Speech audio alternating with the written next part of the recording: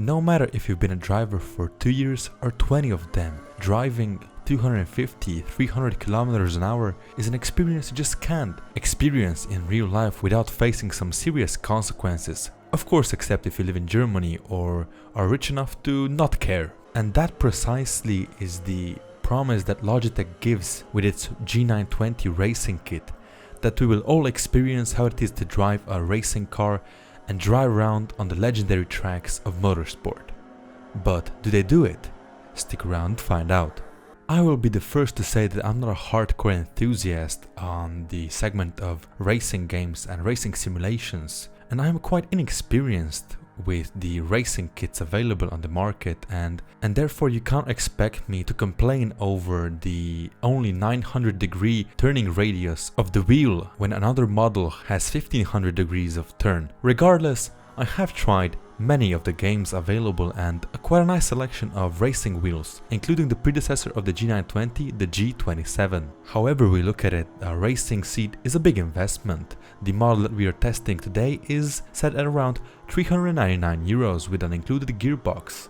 Some are cheaper and more plasticky, while others that enable you a higher level of adjustability quickly climb in pricing, and in extreme cases it is cheaper to buy a racing car than a simulator. Detrimental to a good experience of using the G920 is the right surface to which we mount it, as your grandmother's glass coffee table in the living room just won't cut it, not in the event that you're looking at any sort of resemblance with the real experience of racing. I therefore decided to put my TV on my office table and then attach it to the edge of the aforementioned. That turned out to be a good compromise that gave us the feeling of realism to spare. The process of installing the screen is relatively simple. We just have to expand the attachments and tighten them as hard as we can onto the table through the use of this screw on the wheel and on the gearbox, while the whole pedal system has grippy rubber on the bottom side that keeps it in place even in the most intense of situations. It was nice to see that Logitech's racing kits are some of the most popular on the market,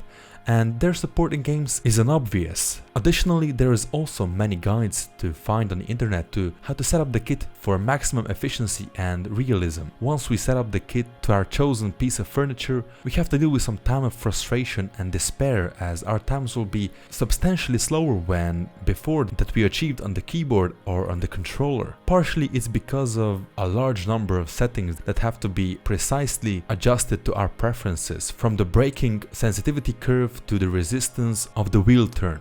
It's a process that takes some time, but once we're at the point where we are comfortable with our settings, then we're ready for action. If we touch on what's in the box before going to our impressions of the device, in the packaging we get a substantial wheel that weighs 2 kilograms with a metal steering rod, shifting levers from brushed stainless steel, and the wheel ring covered with hand-stitched leather. It also includes the double feedback vibration effect with 2 motors inside of the wheel set that changes the gravity point in the wheel and gives us the feeling of real lifelike driving conditions on the road. We can feel vibrations when we have tire slips. We feel when we are drifting while driving fast through the corners. On the insides there are spiral teeth replicating real automotive power differentials that enable superbly precise wheel steering that seem to me superior from those of real cars, at least in my experience.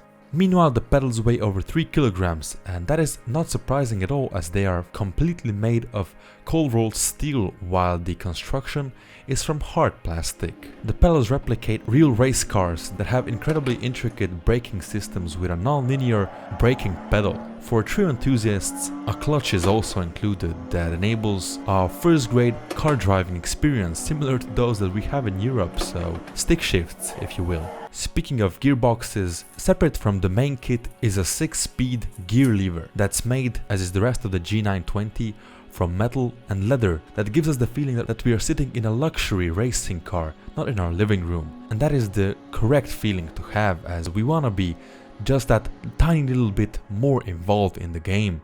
The build quality is excellent, and never have I ever, when aggressively driving, experienced any fear that I could break anything, much less that I would actually do it.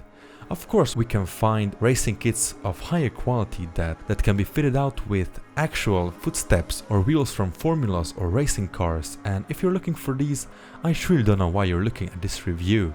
But given the price, the G920 is the best currently available driving kit. The G27 is a little bit more expensive, or was a bit more expensive, but it also outweighed the G920 with its higher build quality and a bit better feature set. But if you're just getting started, I truly think that you'll be happy with the G920.